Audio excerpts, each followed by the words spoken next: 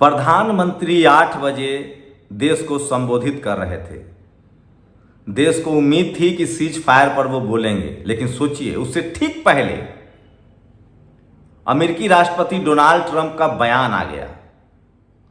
उसने कहा कि मैंने भारत पाकिस्तान दोनों को डांटा कि मैं बिजनेस नहीं करूंगा अगर सीज फायर नहीं करोगे। तो क्या भारत ने अमेरिका के डर से सीज फायर किया? क्या डोनाल्ड ट्रंप झूठ बोल रहा है? हम लोग तो चाहते हैं कि बेनिफिट ऑफ डाउट्स प्रधानमंत्री को मिले, हमारे देश के प्रधानमंत्री का सम्मान न कम हो। लेकिन सवाल है कि कल प्रधानमंत्री ने जो राष्ट्र के नाम संबोधन दिया 8 बजे आकर, उसमें एक बार भी उन्होंने ट्रंप का नाम नहीं लिया। वो बोल देते कि ट्रंप झूठा है, ट्रंप झूठ बोल रहा है, हमने पाकिस्तान के साथ बातचीत करके सीज फायर की है, अमेरिका की कोई भूमिका नहीं है। और क्या सचमुच बिजनेस बचाने के लिए सीज फायर किया गया है? तो क्या जो कांग्रेस आरोप लगा रही है, कांग्रेस के युवा नेता श्रीनिवास हों, तमाम लोग जो सोशल मीडिया पर लिख रहे हैं कि अडानी की अमेरिका में गर्दन फंसी हुई थी, ट्रंप ने कहा कि सीज फायर करो या अडानी को बचा लो या अडानी को फंस जाने दो। तो क्या बिजनेस के नाम पर सिर्फ अडानी को बचाने के लिए समझौता किया गया सीज फायर का? तो सवाल है कि हमारे सेना का क्या, हमारे उन शहीद पहलगाम के भारतीयों का क्या, हमारे जो 6 सेना के अधिकारी शहीद हुए हैं उनका क्या?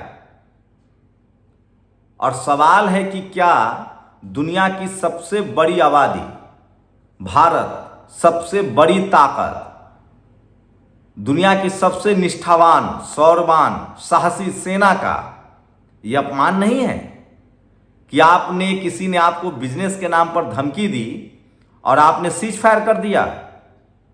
क्या अमेरिका जिम्मेदारी लेगा अगर कोई आतंकी हमला होता है तो? क्या अमेरिका हमें बचाने आएगा? हमें तो हमारी सेना बचाएगी। सीज फायर का फैसला या तो देश के प्रधानमंत्री करते या हमारी सेना तय करती। आप सोचिए, प्रधानमंत्री नरेंद्र मोदी ने एक बार भी डोनाल्ड ट्रंप का नाम नहीं लिया। और ये आज की सबसे बड़ी खबर है। तो सवाल है कि हमारी विदेश नीति को क्या हो गया है? दुनिया का कोई भी देश खुलकर नहीं बोला कि हम भारत के साथ खड़े हैं। तो हमारे प्रधानमंत्री जो दुनिया का दौरा करते थे, वहाँ जो मोदी मोदी मोदी होता था, क्या वो सब पेड था? क्या वो सब भाड़े के लोग थे? सवाल तो ये था कि जब विदेश में जाते थे तो भारतीय मूल के लोग उनका सम्मान करते थे। खबर तो ये भी आई थी कि भारत से लोग जाते थे। किन देश का दौरा नहीं किया है प्रधानमंत्री ने? लेकिन सोचिए, पाकिस्तान के साथ तुर्की खड़ा था। चाइना तो हमारा दुश्मन देश है, कई बार बोल चुका है कि हम पाकिस्तान के साथ खड़े हैं, उससे तो हमें कोई उम्मीद नहीं है। लेकिन उसके बावजूद अमेरिका कह रहा है कि हमने व्यापार की धमकी देकर सीज फायर करवाया।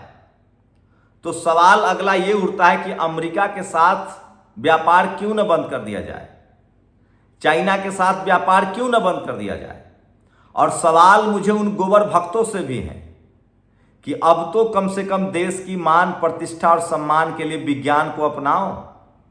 जो लोग दिल्ली यूनिवर्सिटी में गोबर लेप रही थी, जो लोग IIT IIM में कर्मकांड और अंधविश्वास फैला रहे हैं, उनको तो समझाइए कि विज्ञान की तरफ बढ़ो। आप बताइए कि हमारी वैज्ञानिक चेतना कहाँ जा रही है? कौन सा नया मिसाइल बन रहा है? कौन से नए मिसाइल के टेस्टिंग हो रहे हैं? दुनिया को पता चलता था ना, इंदिरा गांधी ने परमाणु बम टेस्ट किया था, वाजपेयी जी ने भी परमाणु बम टेस्ट किया तमाम दबाव के बाद, मनमोहन सिंह ने अमेरिका के दबाव के बावजूद न्यूक्लियर समझौता किया। दुनिया नहीं चाहती थी कि न्यूक्लियर समझौता हुआ। सवाल है कि पिछले 12 साल में, 11 साल में प्रधानमंत्री के हिस्से में क्या है? यह बड़ा सवाल है और यह सवाल वाजिब है। यह सवाल असली राष्ट्रवाद है। आपका देश तकनीकी रूप से, चाहे वो मिसाइल हो, चाहे वो ड्रोन हो, चाहे वो फाइटर प्लेन हो, आप नहीं बनाएंगे तो आप रेस में पीछे छूट जाएंगे। आज हमारी सोचिए, करगिल में बोफोर्स का जलवा था, बोफोर्स के दम पर हम करगिल जीते थे। आज ये युद्ध हुआ, आतंकियों पर हमला हुआ, तो तकनीक ही काम आया। ये बात बीजेपी समर्थकों को समझना पड़ेगा, ये बात इस देश के प्रधानमंत्री को समझना पड़ेगा। सोचिए, कलाम साहब के बाद ऐसा लगा जैसे तकनीक का पूरा मामला ही रुक गया है।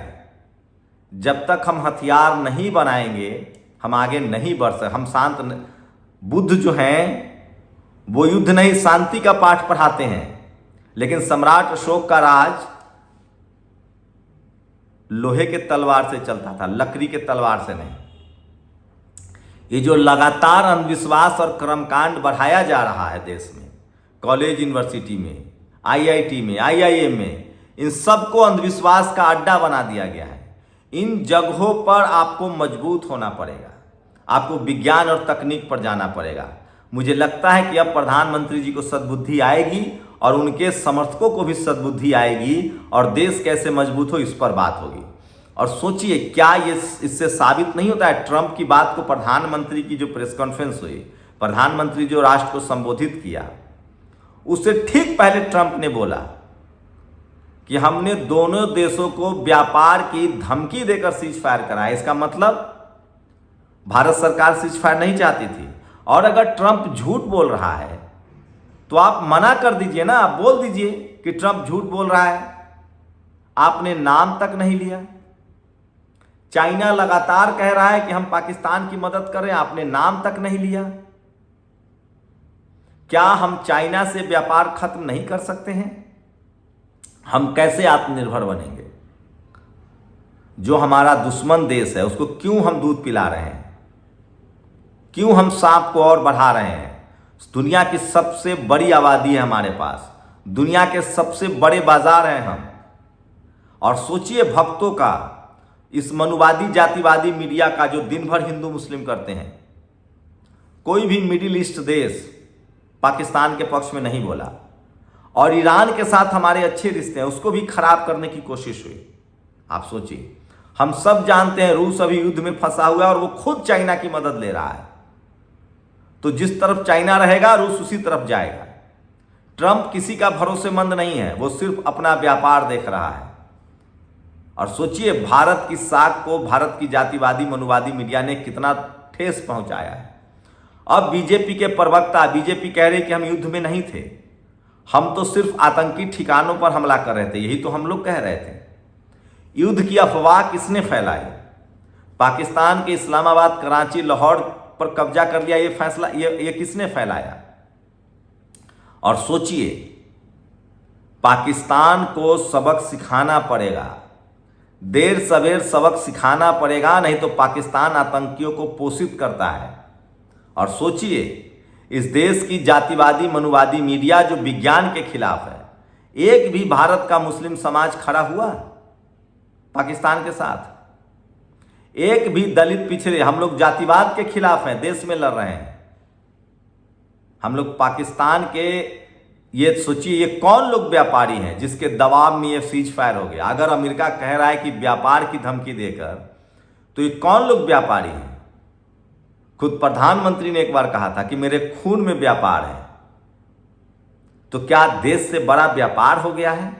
देश से बड़ा बिजनेस हो गया है? ये सबसे बड़ा सवाल है। क्या हमारी सेना की संप्रभुता, क्या हमारी सेना को इससे अपमान नहीं होगा? और सोचिए, बीजेपी ने वोट की तैयारी शुरू कर दी है। बीजेपी के प्रदेश अध्यक्ष बोल चुके हैं। ये फोटो देखिए, नड्डा कह रहे हैं कि हम ऑपरेशन सिंदूर की सौरगाथा देश को बताएंगे।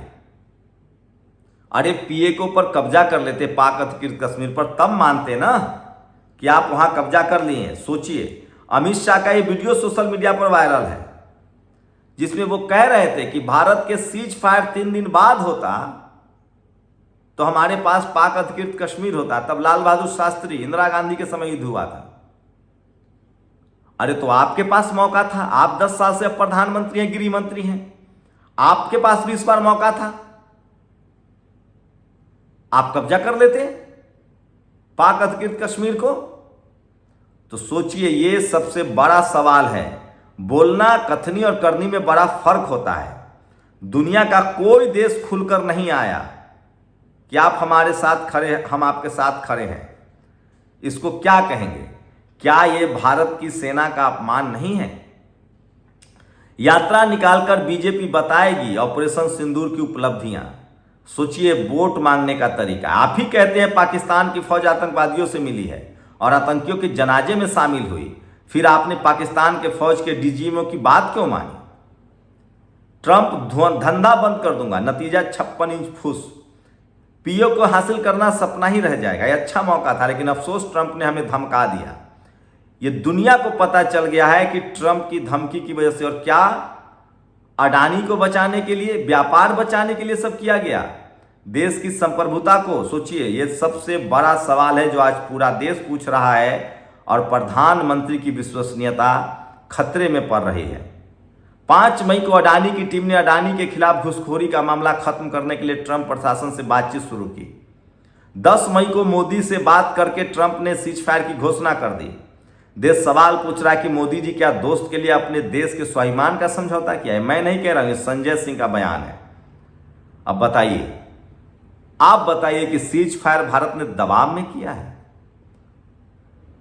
ये सबसे बड़ा सवाल है। या फिर अगर नहीं है सच ये, तो प्रधानमंत्री आकर ट्रंप के खिलाफ बोलते क्यों नहीं है कि ट्रंप झूठ बोल रहा है? आप लोग अपनी राय जरूर दीजिए। क्या ये सेना के सम्मान में ठेस नहीं है कि कोई तीसरा देश हमारे फैसले कर रहा है? शुक्रिया। दस्तक की आपसे गुजारिश है कि अगर इसको बचाना चाहते हैं तो नेशनल दस्तक को सब्सक्राइब करने के लिए रेड कलर के सब्सक्राइब बटन को दबाएं, फिर बेल आइकन की घंटी दबाएं। नेशनल दस्तक को बचाने के लिए बहुत जरूरी है कि हर खबर को शेयर करें, लाइक करें, कमेंट जरूर करें।